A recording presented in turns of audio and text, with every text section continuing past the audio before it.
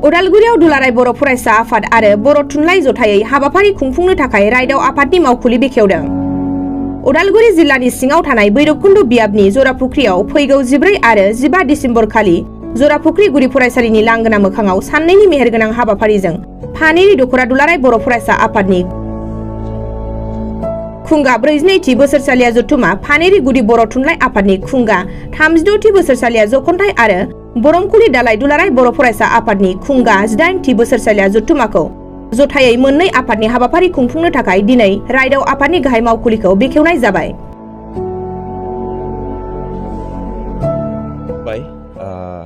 नोंथांमोननि गेजेरजों जों रायजो राजानिसिम खुलुमनाय आरो सिबिनाय जासिहरनाय जाबाय। दिनै जोङो फैगौ जितु 14-15 अक्ट' डिसेम्बर खालि जि हाबाफारि लादों बिनि थाखायनो मोनसे आरसि रिसेपसन कमिटिनि जि बादा जों बेखौ दिनै बेखेवबाय। बिनि सिगां जोंहा दाखालि 1 नभेम्बर अक्ट' खालि फार्स्ट जोंनि नैबे खुंफुंनो लानाय जितु हाबाफारि बिनि थाखाय सावरायजेनग्रोलायनाय जादोंमोन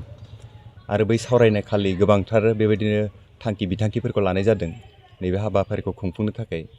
आरो बे दिनखालिनो मोनसे आरसि कमिटिनि गोनांथि जाखागोनखौ नोजोर बोनानै दाफुंना लानाय जादोंमोन। बेबायदिनो थांनाय 5 अक्ट' खालि बे दाननि थांनाय नभेम्बर दाननिनो 5 अक्ट' खालि जोंहा नभेम्बर दाननि 5 अक्ट' खालि जोंहा जितु आरसि कमिटिनि थाखाय बिबानखौ होनाय जाबाय आरो आंखौ बे आरसि कमिटिनि बा रिसेपसन कमिटिनिनो मासिगिरि हिसाबै बिबान गथायबाय आरो आं गावखौनो थामथिम खालामदों। जों ज' खामानि मावलांनो थाखाय मावफुंलायनो थाखाय आं गावखौ थामथिम खालामदों बेखौ बिबानखौ नाजावबाय बे हिसाबै बेनिफ्राय दिनै जितु 8 अक्ट' जों बिनिनो नैबे आरसि कमिटिनि मावखुलिखौ जों बेखेवबाय। दा बिनि आन्दोआव जोंहा खुंफुंनो लानाय प्रग्रामखौ जों नोंथांमोननि गेजेरजों बेखौनो फोरमायनो सानदों जे जोंहा नैबे हाबाफारिया मोनथाम प्रग्रामजों सरजाबफानाय जागोन। बेवहाय गिबियै 42थि एनुवेल कनफारेन्स अफ पानेरि आनसलिक आबसु एबा पानेरि दख'रानि जितु 42थि बियो एनुवेल कनफारेन्स जागोन। बेजों लोगोसे जोंहा बेवहाय आरो 36थि बोसोरारि जथुमा पानेरि प्राइमारि बड' साहित्य सभा हिसाबै बर' थुनलाइ आफाद हिसाबै बिनिनो 36थि जा एनुवेल कनभेनसन जागोन आरो बेजों लोगोसे जोंहा 18थि एनुवेल कनफारेन्स बरमकुलि इउनिट आबसुनि बेखौ सरजाबफानानै गासै बे मोनथाम प्रग्रामजों जोंनि बे 14 आरो 15 डिसेम्बर खालि बे हाबाफारिखौ जों खुंफुंनो थाखाय लाहार फाहार खालामबाय आरो दिनैनिफ्रायनो जोङो जेसेबां जोंनि अफिसियेल खामानि एबा मावनो गोनां खामानि बेखौ जोङो सेग्रेगेट खालामनानै जों खामानिफोरखौ मावफुंनो थाखाय दायो जों थामथिम जादों। दा बेनिखाय जों आसा फारिदों नैबे हाबाफारियाव जोंनि ओनसोलनि रायजो राजा आरो जोंनि जितु संगठनफोरनि आफादफोरनि बिबानगिरिफोर गासिबो बाहाय मदद होगोन आरो बिथांमोननि मददजोंनो जों जिहेतु बेखौ खुंफुंनो थाखाय दिनै जों थामथिम खालामबाय। जों आसा फारिदों जे बे हाबाफारिया थारैनो मोजाङै जाफुंगोन आरो बे हाबाफारिखौ खुंफुंनायजों लोगोसे जोंनि नैबे ओनसोलाव थानाय किसु सामाजिक इसुफोर दङ आरो जितु सांगठनिक माखासे मावनो गोनांफोर दङ बेफोर गासैखौबो जोङो मोनसे कमन मोनसे प्लेटफर्माव जों लाबोनो हागोन आरो जों मावफुंलांनो हागोन आरो जों रायजो राजाफोरखौ जों ओनसोलाव सोलिनाय एबा जौगालु बे मुलुगाव माबोरै जौगालांनांगौ हारि हिसाबैबो सामाजिक हिसाबैबो गासैनि बिथिङाव जोङो रायजोफोरनिसिम मोनसे मोजां मेसेज जों लाबोनो हागोन बेखौ मिजिंथिदों। जों थांखि लादों नैबे हाबाफारियाव बेबायदिनो माखासे मोजां सुबुं एबा दैदेनगिरिफोरखौ जोङो लिंहरगोन आरो बेनि थाखाय जोंहा दा माखासे दैदेनगिरिफोरजों कन्टेक्ट अलरेडि दंखासै जों बेफोरखौ थामथिम खालामदों। बेनिफ्राय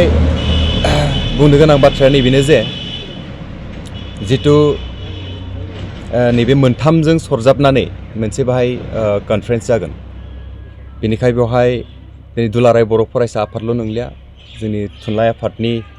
बेबो मोनसे गोग्गोमै बाहाय जिथु रल दंखासै आरो बे हाबाफारियाव बाहागो लाखागोनखा बिथांमोननि बे एनुवेल कनफारेन्स दुलाराय बर' फरायसानि बे एनुवेल कनफारेन्स आरो जोंनि इउनिटनि एनुवेल कनफारेन्स जोंनि हाबाफारिया गोबां बेबायदिनो समायना जागोन माखासे आइटेम एजेन्डाफोरजों बेयो फुलफिल जागोन बेनिखाय नोंथांमोननि गेजेरजों बेखौनो फोरमायनो सानदों जे नैबे हाबाफारिया जों साननाय बायदियै मेहेरगोनां जों सानदों नाथायब्ला बेखौ मेहेरगोनां खालामगोन जे जोंनि ओनसोलनि रायजो राजा आरो गासैबो बिबानगिरि बिथांमोना बेनिखाय जों बेवहाय लोब लोब बाहागो लानो आरो जोंनि समाजखौ लुखांलांनो जोंनि सांगठनिक दिगफ्राव जोङो मोजां रोखोमै खामानि मावलांनो जाहाथे जों गासैखौबो थुलुंगा होयो दानि ओंखारबोनाय दैदेनगिरि बिथांमोनखौ थुलुंगा होयो जायफ्रा सिगांनिफ्राय बिबान लाबोबाय थादों बिथांमोनखौ जोङो माने साबायखर बावनो बे हाबाफारिखौ जाहाथे जाफुंहोयो जों बेखौनो नोंथांमोननि गेजेरजों फोरमायहरनाय जाबाय गोजोन्थों আজি আমি ইয়াত বৰমুকলি ইউনিট এপছুৰ তত্বাৱধানত আমি যুৱপুখুৰী নামৰ ঠাইত আমি উপস্থিত হৈছোঁহি আজি বিশেষ মানে এয়ে যে আমাৰ আজি যি মানে পানেৰী আঞ্চলিক এপছু লগতে পানেৰী প্ৰাইমাৰী বড়ো সাহিত্য সভা আৰু বৰমুকলি ইউনিট এপছুৰ তিনিটাকৈ মানে সংগঠনৰ নেতৃত্বত এটি দুদিনীয়া কাৰ্যসূচীৰে আমাৰ ইয়াত এখন অধিৱেশন হ'বলৈ গৈ আছে গতিকে এই অধিৱেশনত আমাৰ যিসকল বড়ো আমাৰ যিসকল জাতি ভাইসকল এই জাতি ভাইসকলক একত্ৰিত কৰাৰ কাৰণে বা আমাৰ যিটো বিভিন্ন কৃষ্টি সভ্যতা কালচাৰ এই সকলোখিনি আমি কেনেকৈ মানে বড়ো সংগঠনৰ দ্বাৰা আমি কেনেকৈ একত্ৰিত কৰিব পাৰোঁ আৰু এইখিনি কৰিবৰ কাৰণে আমাৰ ইয়াত যিহেতু মানে 8-10 বছৰমান ধৰি ইয়াত মানে কোনো ধৰণৰ আঞ্চলিকৰ ঠিক তেনেকুৱা ধৰণৰ মানে অধিৱেশন পতা হোৱা নাছিল কিন্তু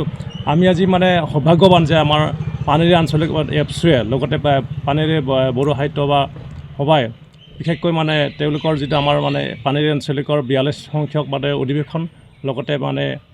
পানেৰী প্ৰাইমাৰী বড়ো সাহিত্য বা 36 সংখ্যক অধিৱেশন আৰু আমাৰ বৰমুকলি ইউনিট এপছুৰ মানে 18 সংখ্যক মানে অধিৱেশন আমি পাতিবলৈ গৈ আছোঁ গতিকে এই ক্ষেত্ৰত আমি আমাৰ এই অঞ্চলৰ